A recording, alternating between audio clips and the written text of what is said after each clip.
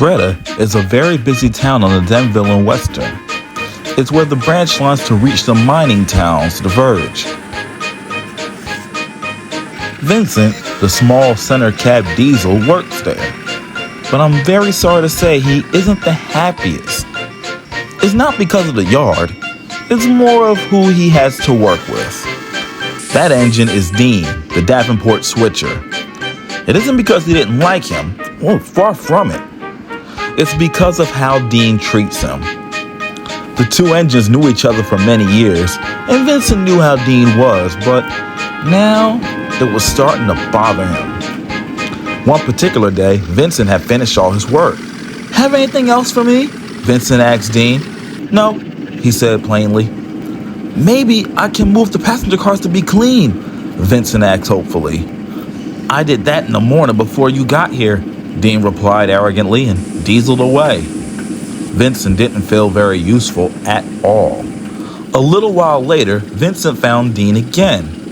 "Where were you?" he asked cheerfully. "Working," huffed Dean. "I was unloading tank cars." "Well, I was hoping you could show me how to work the bad order tracks," he grinned. "Okay, I guess I'll finish later," Dean grumbled. "Go ahead." Vincent's hopeful smile disappeared faster than a race car. When the other engines, such as Malcolm, show Vincent new things, they're patient and seem happy to teach him.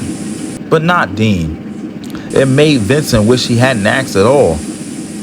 Once they were finished, Vincent tried to say thank you to Dean, but he didn't reply and backed away as fast as possible, making Vincent feel really horrible. On Vincent's way home, he passed by Sapphire. "Are you okay?" she asked. "No," he sniffed, and he explained all about Dean. "Don't let him bother you," consoled Sapphire. "You're an amazing diesel engine. Don't let him get to you." "I'll try," Vincent said doubtfully. A few days later, some silly freight cars were getting on Dean's nerves. Vincent came over. "Ain't that can help you with?" Vincent asked. "I don't care right now," Dean snapped. Vincent left without another word.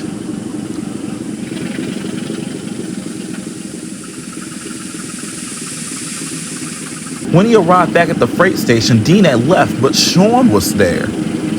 "Did I say something wrong?" Vincent asked Sean. "No, it wasn't you," clarified Sean. "Well, it doesn't give him the right to treat me like that," he said, but he sounded more angry than sad. By the station, Vincent witnessed Dean chatting and laughing it up with Lewis. "He seems fine with him," Vincent thought to himself.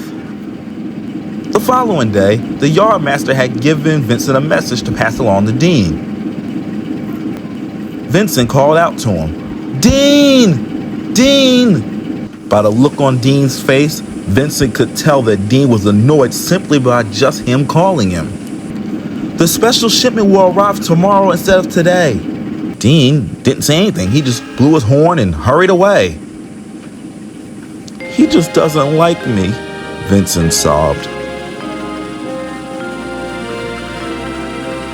At the other end of the yard, some track workers had a flat car loaded and ready to go to do some work out on the line, but they had no engine to take them. One of the workers noticed Vincent and saw how sad he looked. "Hey Vincent," he called, "can you take us to our job site? The run might cheer you up." "Sure," Vincent sighed. Vincent was coupled to the work train and set off. He didn't bother to tell Dean.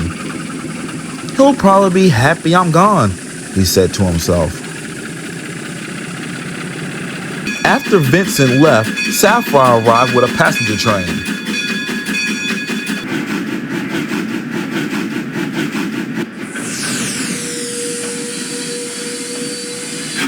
"Where's Vincent?" she asked Dean.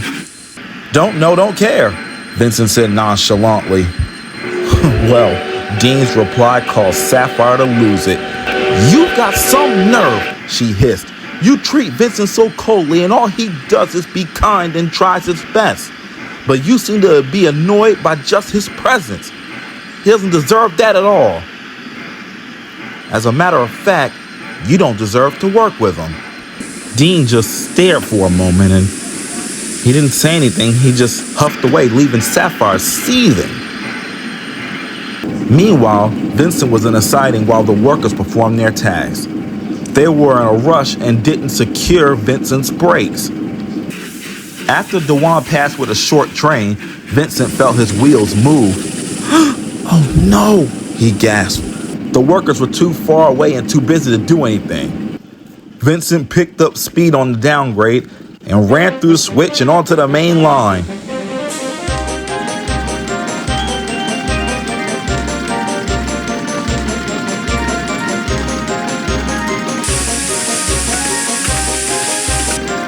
"Somebody help me!"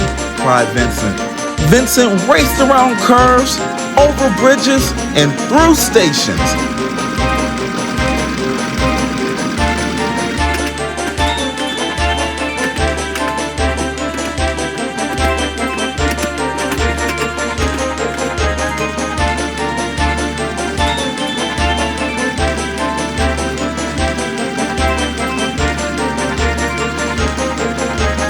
Vincent rounded a bend and saw the end of track ahead.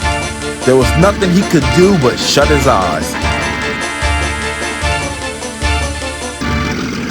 Vincent ran off the end of track in a cloud of dirt and dust. Luckily, he wasn't hurt and managed to remain upright.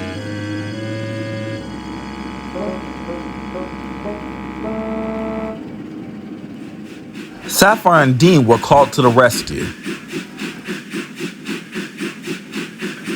Since the flat car was closer, they pulled that away first.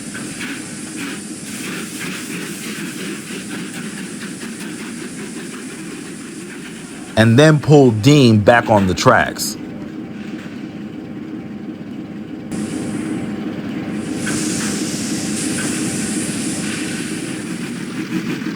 The three engines said nothing on the way back to the yard. When they finally arrived back, it was late and Dean finally spoke. "I'm sorry," he said quietly. "Why are you sorry?" Vincent asked. "You didn't cause the accident." "I know," Dean acknowledged. "But had I treated you better, you may not have been in the position to have the accident." "I accept your apology," Vincent said quietly. After that night, things were still quiet in the yard for a while. But soon the two became good friends and worked better together.